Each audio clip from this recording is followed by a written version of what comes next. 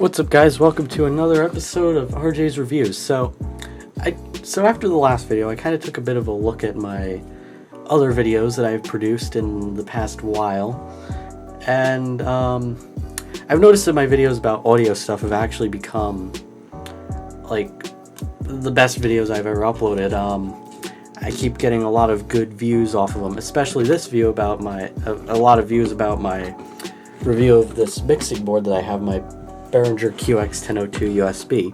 This thing is, again, really nice. I really didn't express that in that one video, but I was doing it all on one take and pretty quickly, so yeah. So what we got today is some stuff that I've been meaning to review for quite some time. Seeing as I've got all this time in the world, I thought I'd review it. So what I have is I've collected a few mics over the past while. Let me zoom in into those things. Yeah, like that. Yeah. What you're hearing right now is both the mics combined through the mixer, and that's why you see it on frame. I put it on frame because then we can show some stuff. Boy, sorry about that one. But I'm recording off of both these mics at the moment. But it's actually playing through. But it's playing it's recording onto the Mac because I couldn't record any of that to my phone. But anyway, so what we got is we're going to be reviewing these two mics here, and probably an extended review of this board, especially after I've had it for a little under a year now. But anyway, yeah, let's get right into it. Alright, so the first mic we've got is, let me just turn it down a bit. This is the first mic I ended up getting. Do a bit of a mic check on that one. This is the Zingu BM800. I got this mic off Amazon for $35 as a kit.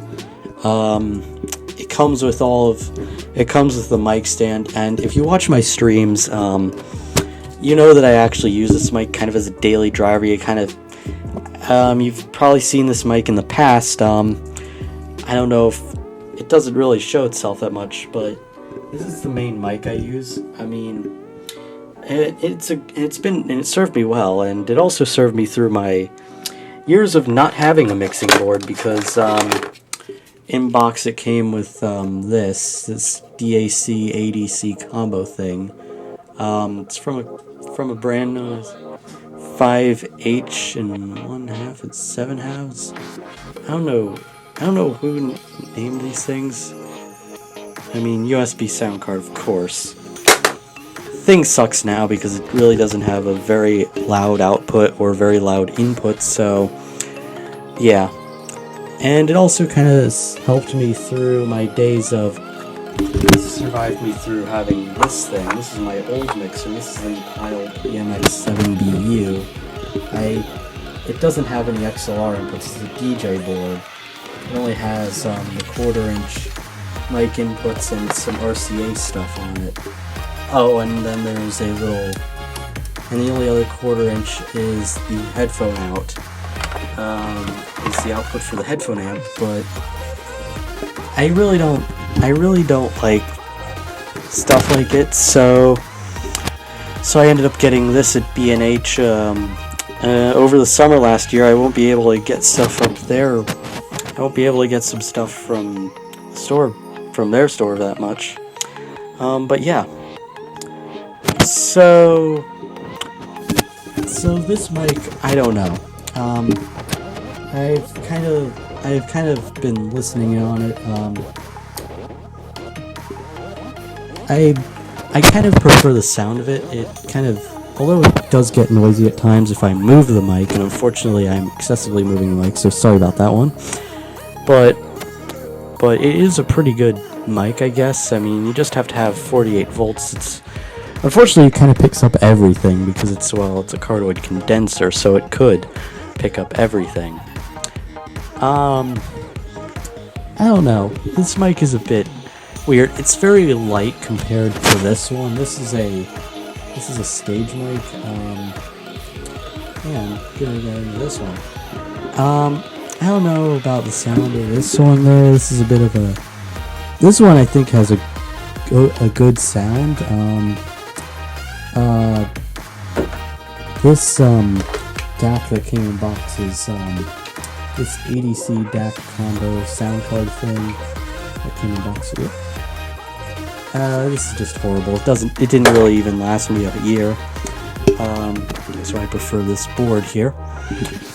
So now I'm gonna switch to my other mic and do a sound check on that one. Now this here mic was designed for stuff like audio stuff, for audio for stages. In fact, the XLR cable that I'm using, let me just show it. The XLR on this, that's on this, it's on the Zingu mic, is the XLR cable that came in box with this thing. I'm using a different cable on this one because this is a cable that I originally bought for the Zingu. It was a 3-foot XLR off Amazon as well, but it was really bad. But this one is really horrible. It's from Audio 2000, so let me just put it up on there. I gotta change the exposure. There it is. Yeah, Audio 2000's professional low noise mic cable. Unfortunately, that was the noisiest cable I have ever heard. I've gotten pure noise out of let me show the patch segment of the board. Let's see, up a bit. Yep. But unfortunately, this cable is entirely noise, and this one, this one actually sounds great on it. You might get the eventual noise, as you just heard. You've probably heard it in the audio, and there it is. When I try and move it, it makes some sudden bursts of noise. So and you can even get it to show up on the clip LED. I have this mic silenced. I have this mic silenced, but if I wiggle the cable a bit, it does. The clip LED does go on for a bit, and that's what you were hearing. You were hearing some sudden bursts of noise. Also, the 48 volt is on for this one. This mic, being a stage mic, it doesn't really require a 48 volt on it. I don't know why. This is a dynamic mic, so it doesn't require a 48 volt.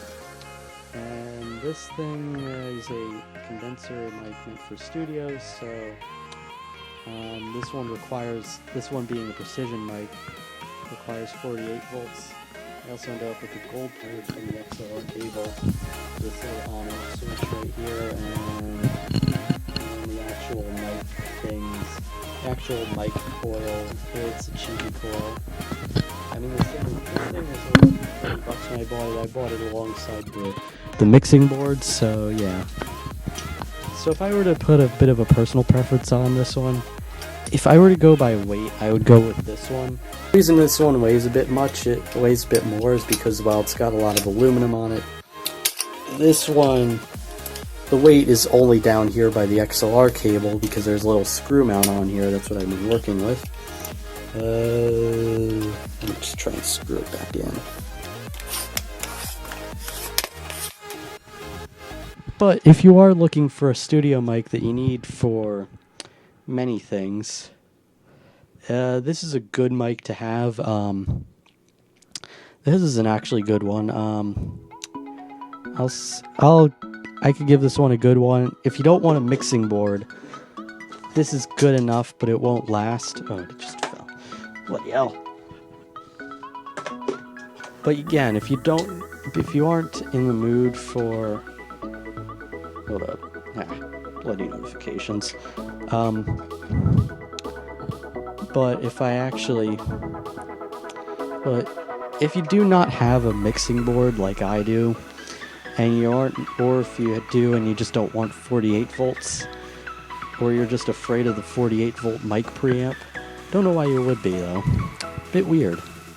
You could buy this mic. It usually comes in a kit. Right now it's $41 on Amazon.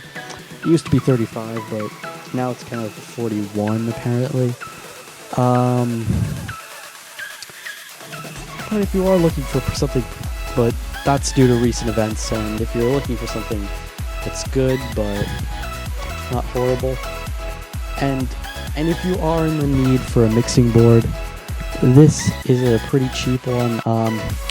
This one has also been affected by unforeseen events. Although this is a Behringer product from Germany and stuff, it's actually made in China too, so it's kind of been affected by the coronavirus a bit. So I've seen places that are like literally asking like $170 for this. I think B&H wants 170 they're selling these for 170 right now. I was lucky to get mine when it was 120. Yeah. Another thing that I'm kind of concerned about is that a little after the review for this board, I actually found another review from some guy who was kind of comparing this to a bigger board known as the Yamaha MG10XU, which is an equally good board, not gonna lie. However, I did have a few issues with that one little comparison video. This guy's kind of comparing a $120 board to a $200 board. The Yamaha one is very expensive, but this is the one where you get what you paid for. This is good for the price. I don't know, but I think this is where I'm gonna leave it off for today's video. If you like to see more, please subscribe, and bye.